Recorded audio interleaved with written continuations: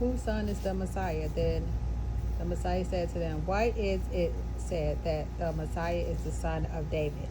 David himself declares in the book of Psalms, the LORD said to my LORD, sit at my right hand until I make your enemies a footstool for your feet. David calls him LORD. How then could he be his son? Warning against the teachers of the law. While all the peoples were listening, the Messiah said to his disciples, beware of the teachers of the law.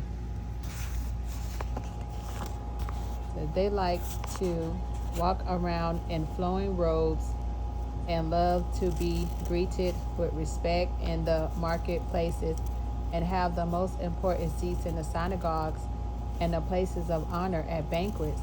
They devour widows' houses and for a show make lengthy prayers. These men will be punished more severely. The widow's offering. As the Messiah looked up, he saw the rich putting their gifts into the temple treasury. He also saw a poor widow putting in 2 very small copper coins. Truly I tell you, he said, this poor widow has put in more than all the others. All these people gave their gifts out of their wealth, but she out of her poverty put in all she had to live on. The destruction of the temple and signs of the end times.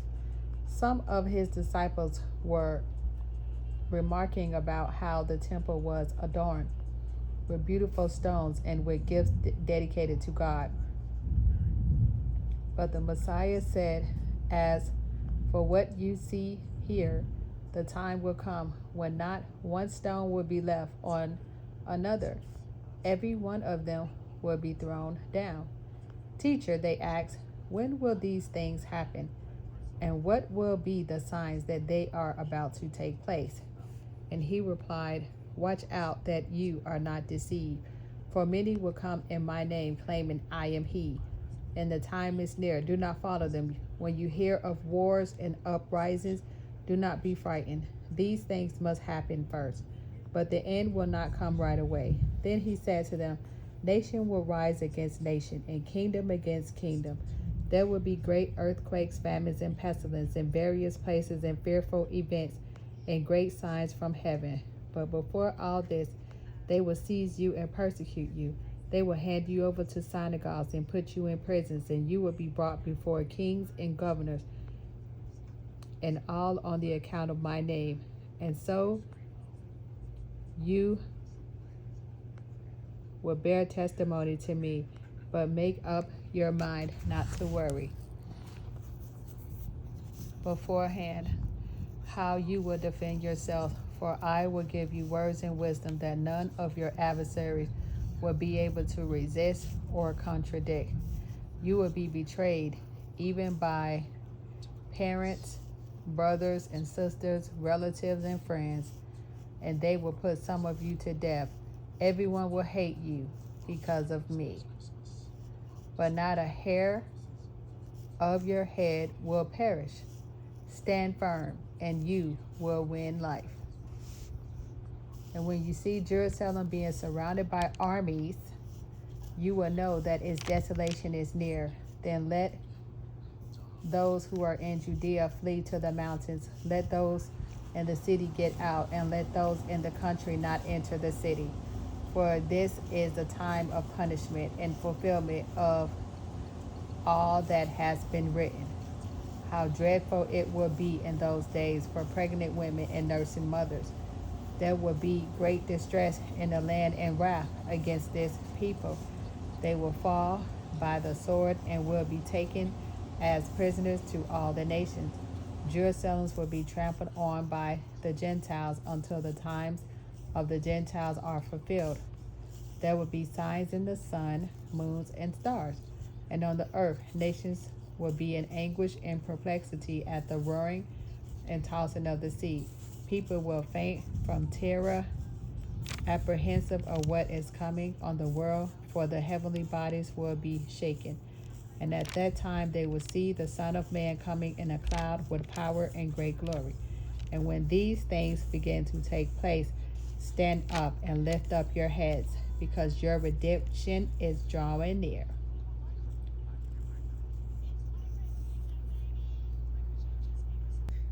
He told them this parable. Look at the fig tree and all the trees, and when they sprout leaves, you can see for yourselves and know that summer is near. Even so, when you see these things happening, you know that the kingdom of God is near. Truly, I tell you, this generation will certainly not pass away until all these things have happened. Heaven and earth will pass away, but my words will never pass away. Be careful, or your hearts will be weighed down with carousing.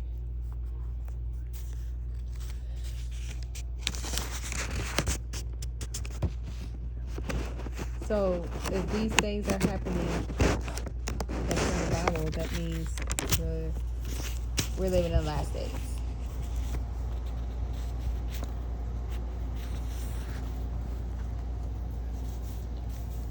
Drunkenness and anxieties of life, and that day will close on you suddenly like a trap. For it will come on all those who live on the face of the whole earth. Be always on the watch and pray that you may be able to escape all that is about to happen, and that you may be able to stand before the Son of Man. Each day the Messiah was teaching at the temple, and each evening he went about to spend the night on the hill called the Mount of Olives. And all the people came early in the morning to hear him at the temple. Judas agrees to betray the Messiah. Now the festival of unleavened bread called the Passover was approaching, and the chief priests and the teachers of the law were looking for some way to get rid of the Holy One, for they were afraid of the people. Then they were afraid of the people, and then Satan entered Judas, called Iscariot, one of the 12. And Judas went to the chief priests and the officers of the temple guard and discussed with them how he might betray the Holy One.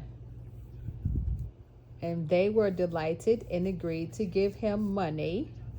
He consented and watched for an opportunity to hand the Holy Son over to them when no crowd was present.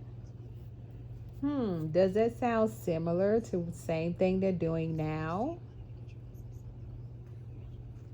The Last Supper. Then came the day of unleavened bread, on which the Passover lamb had to be sacrificed. And the Messiah sent Peter and John, saying, Go and make preparation for us to eat the Passover. Where do you want us to prepare for it? They asked. He replied, As you enter the city, a man carrying a jar of water will meet you. Follow him to the house that he enters, and say to the owners of the house, The teacher asks, Where is the guest room where I may eat the Passover with my disciples? And he will show you a large room upstairs, all furnished. Make preparations there. And they left and found things just as the Messiah had told them. So they prepared the Passover. And when the hour came, the Messiah and his apostles reclined at the table, and he said to them, I have eagerly desired to eat this Passover with you before I suffer. For I tell you, I will not eat it again until it finds fulfillment in the kingdom of God. After taking the cup, he gave thanks and said, Take this and divide it among you. For I tell you, I will not drink again from the fruit of the vine until the kingdom of God comes. And he took bread, gave thanks, and broke it, and gave it to them, saying, This is my body given for you. Do this in remembrance of me. And in the same way, after the supper, he took the cup, saying, This cup is the new covenant in my blood, which is poured out for you. But the hand of him who is going to betray me is with mine on the table. The Son of Man who will go as it has been decreed. But woe to that man who betrays him. They began to question among themselves which of them it might be who would do this. A dispute also arose among them as to which of them was considered to be greatest. And the Messiah said to them, the kings of the Gentiles lorded over them, and those who exercise authority over them call themselves benefactors. But you are not to be like that. Instead, the greatest among you should be like the youngest, and the one who rules like the one who serves. For who is greater, the one who is at the table or the one who serves? It is not the one who is at the table, but I am among you as one who serves. You are those who have stood by me in my trials, and I confer on you a kingdom, just as my Father conferred one on me, so that you may eat and drink at my table in my kingdom and sit on thrones, judging the 12 tribes of Israel. Simon, Simon, Satan has asked to sift all of you as wheat. But I have prayed for you, Simon, that your faith may not fail. And when you have turned back, strengthen your brothers. But he replied, Holy One, I am ready to go with you to prison and to death. To prison and to death? And the Messiah answered, I tell you, Peter, before the rooster crows today, you will deny me 3 times. 3 times?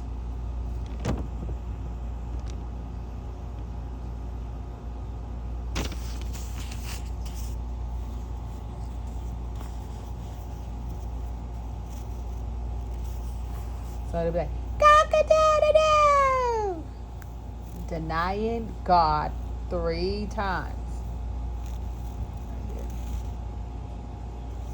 Then the Messiah asked them, when I sent you without purse, bag, or sandals, did you lack anything? Nothing, they answered. And he said to them, but now, if you have a purse, take it, and also a bag. And if you don't have a sword, sell your cloak and buy one. It is written, and he was numbered with the transgressors. And I'll tell you that this must be fulfilled in me. Yes, what is written about me is reaching its fulfillment. The disciples said, see, Holy One, here are 2 swords. That's enough, he replied. The Messiah prays on the Mount of Olives. And the Messiah went out as usual to the Mount of Olives, and his disciples followed him.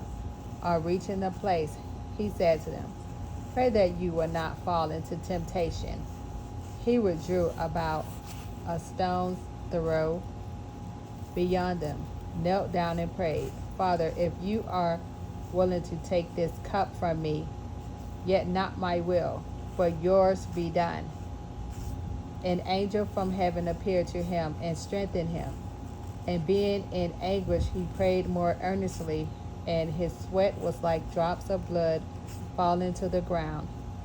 And when he rose from prayer and went back to the disciples, he found them asleep. Exhausted from sorrow, why are you sleeping? He asked them. Get up and pray so that you will not fall into temptation. The Holy One arrested, and while he was still speaking, a crowd came up, and the man who was called Judas, one of the 12, was leading them. He approached the Messiah to kiss him. And the Messiah asked him, Judas, are you betraying the Son of Man with a kiss? And when the Messiah, the followers, saw that was going to happen, they said, Holy One, should we strike with our swords? And one of them struck the servant of the high priest, cutting off his right ear. But the Messiah answered, no more of this. And he touched the man's ear and healed them. Then the Messiah said to the chief priests and the officers of the temple guard and the elders who had come for him Am I leading a rebellion that you have come with swords and clubs? Every day I was with you in the temple courts, and you did not lay a hand on me. But this is your hour when darkness reigns. Peter disowns the Messiah. Then seizing him, they lead him away and took him into the house of the high priest. Peter followed at distance, and when some there had kindled a fire in the middle of the courtyard and had sat down together, Peter sat down with them. A servant girl saw him seated there in a firelight. She looked closely at him and said, "This man was with him." But he denied it. "Woman, I don't know him," he said. A little later, someone else saw him and said, "You are also one of them, man." "I am not," Peter replied.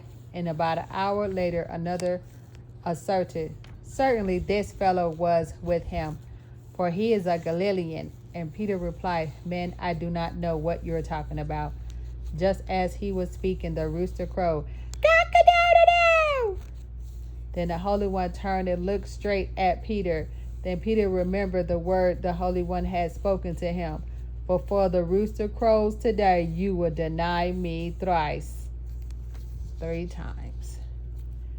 And he went outside and wept bitterly. So, cock-a-doodle-doo! He denied the Holy Son.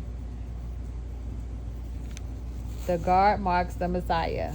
The men who were guarding the Messiah began mocking and beating him. They blindfolded him and demanded, "Prophecy, who hit you?" And they said many other insulting things to him. Sounds familiar. They're doing the same thing to me. They mock and they say insulting things to 12. They did it back then. The same old crap. What they say? "Oh, you're rat, Mickey Minnie Mouse. Oh, you're fat. Oh, Santabello, you need a tummy tuck. Oh, you're a gorilla. Oh, you're a monkey. Oh, you're this and you're that, or your teeth, or this, or you're old, or you're grandma," or whatever they said. "Oh, you need to get a weapon. You need to get a knife. You need to get a dog food. Cats and rats." "Oh, your hairline. You don't have one."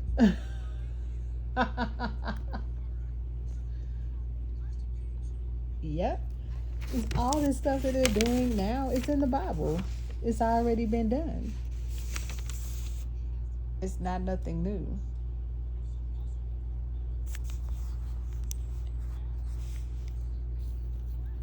Same old crap, a different day, different generation, different time, different type of time. The Messiah before Pilate and Herod. At daybreak, the council of the elders of the people, both the chief, same thing, the chief priests, and the teachers of the law, met together, and the Messiah was led before. This is the same thing. Met them, and "If you are the Messiah," they said to us. The Messiah answered, "If I tell you, you will not believe me. And if I ask you, you will not answer. But from now on, the Son of Man will be seated at the right hand of the mighty God." And they all asked, "Are you then the Son of God?" And he replied, "You say that I am." And then they said, "Why do we need any more testimony? We have heard it from his own lips." Then the whole assembly rose and let him off to Pilate. And they began to accuse him, saying, "We have found this man subverting our nation. He opposes payments of taxes to Caesars and claims to be Messiah, a king." So Pilate asked the Holy One, "Are you the King of Jews?" "You have said so," the Holy One replied. Then Pilate announced to the chief priests and the crowd, "I find no basis for a charge against this man." But they insisted, "He stirs up the people all over Judea by his teaching. He started in Galilee and has come all the way here." On hearing this, Pilate asked, If the man was a Galilean, when he learned that the Messiah was under Herod's jurisdiction, he sent him to Herod, who was also in Jerusalem at that time. And when Herod saw the Messiah, he was greatly pleased, because for a long time he had been wanting to see him from what he had heard about him. So he hoped to see him perform a sign of some sort. He prodded him with many questions, but the Messiah gave him no answer. The chief priests and the teachers of the law were standing there, vehemently accusing him. Then Herod and his soldiers ridiculed and mocked him, dressing him in elegant robe, and they sent him back to Pilate. That day, Herod and Pilate became friends. Before this, they had been enemies. Pilate called together the chief priests, the rulers of the people, and said to them, "You brought me this man as one who was inciting the people to rebellion. I have examined him in your presence, and I have found no basis for your charges against him. Neither has Herod, for he sent him back to us. As you can see, he has done nothing to deserve death. Therefore I will punish him and then release him." But the whole crowd shouted, "Away with this man! Release Barnabas to us!"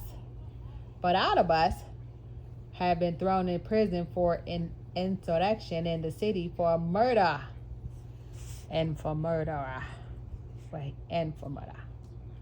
Wanting to release the Messiah, Pilate appealed to them again, but they kept shouting, "Crucify him! Crucify him!" And for the third time he spoke to them. "Why? What crime has this man committed? I found in him no grounds for the death penalty. Therefore, I will have him punished and then release him." But with loud shouts, they insistently demanded that he be crucified, and their shouts prevailed. So Pilate decided to grant their demand. He released the man who had been thrown into prison for insurrection and murder, the one they asked for, and surrendered the Messiah to their will. What the?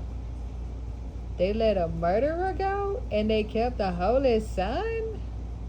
An innocent man? A God that's a virgin?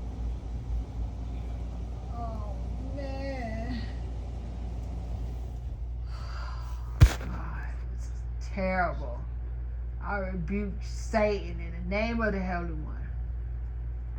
One.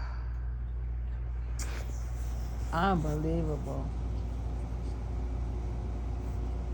I can't deal with this. This is foolishness.